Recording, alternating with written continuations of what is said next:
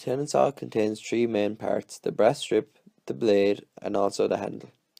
The brass strip that runs along the top of the blade plays a significant role as it provides weight and stiffness to the blade to ensure a good, accurate cut throughout the processing. There are numerous different types of tenon saws for fine and accurate cutting, and also tenon saws for rough cutting.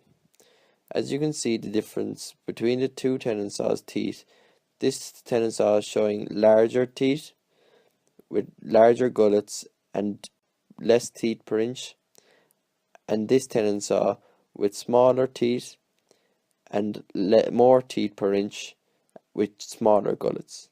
The number of teeth per inch relates to how fine or rough the cut will be. The larger the number of teeth per inch, the finer the cut. This is because it cuts slower. The teeth are taking a small amount of material each time compared to the rougher saws where they cut more of the material per tooth.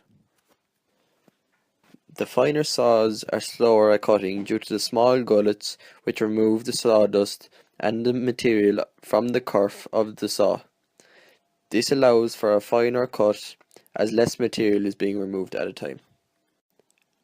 A saw with less teeth per inch generally has a larger gullet which removes the sawdust faster. As seen in the diagram, you can see the difference between the two gullets in the finer saw, which is on top, and the rougher saw, which is on the bottom. The rougher saw also cuts more material, which creates the rough cut, as it breaks the fibers of the wood a lot quicker compared to the slicing movement of the finer blade. In a tenon saw, the teeth are bent from left to right.